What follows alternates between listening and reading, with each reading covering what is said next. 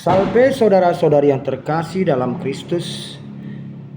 Hari ini kita bertemu dalam renungan harian Katolik tanggal 4 Maret 2024 di dalam lingkaran minggu ketiga masa Prapaskah. Saudara-saudari yang terkasih, renungan bagi kita hari ini diambil dari Injil Lukas bab 4 ayat 24 sampai 30.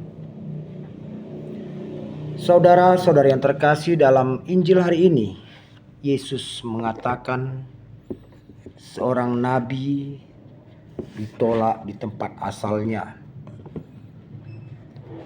Ini adalah gambaran kenyataan saat ini. Bagaimana manusia pada umumnya menilai secara subjektif, melihat latar belakang orang, tidak lagi melihat kualitas seseorang.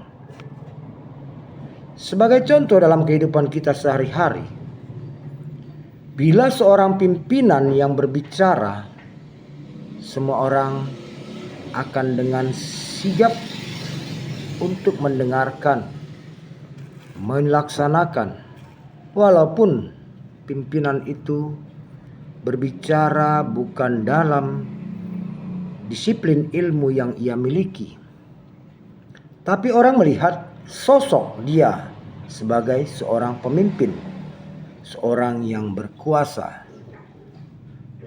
Nah, saudara-saudari yang terkasih, itu jugalah yang terjadi kepada para nabi.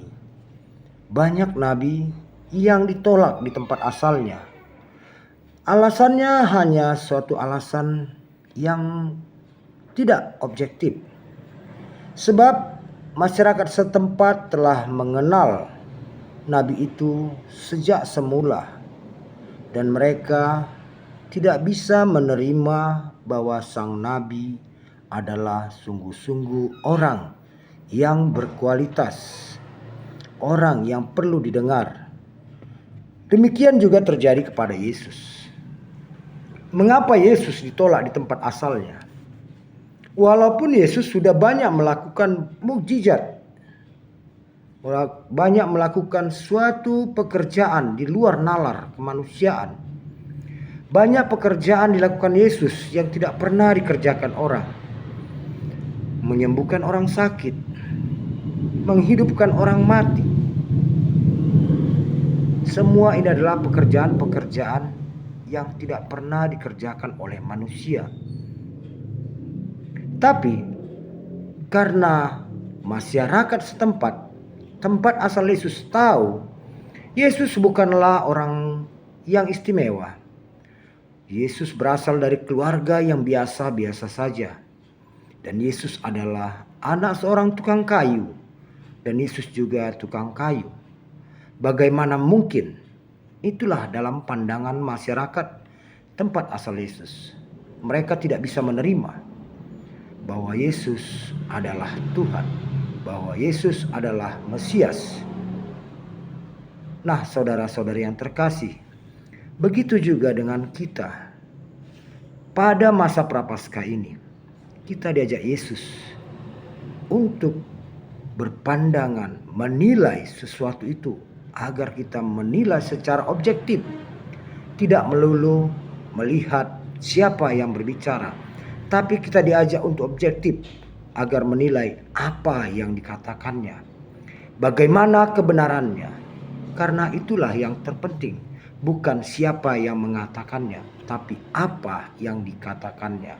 Sebab suatu posisi seseorang, sebagaimanapun tinggi jabatannya, ia tidak akan menyelamatkan kita.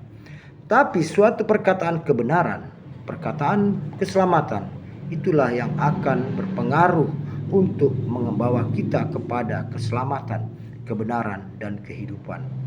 Nah, saudara-saudari yang terkasih, semoga di masa Prapaskah ini, dengan pernyataan Yesus, seorang nabi diterima di mana-mana, tapi ditolak tempat asalnya, itu tidak terjadi pada kita, agar kita kiranya dapat menilai secara objektif manakah yang benar, mana yang salah, Jangan lihat orangnya, tapi lihatlah bobotnya. Amin. Selamat Prapaskah. Tuhan memberkati.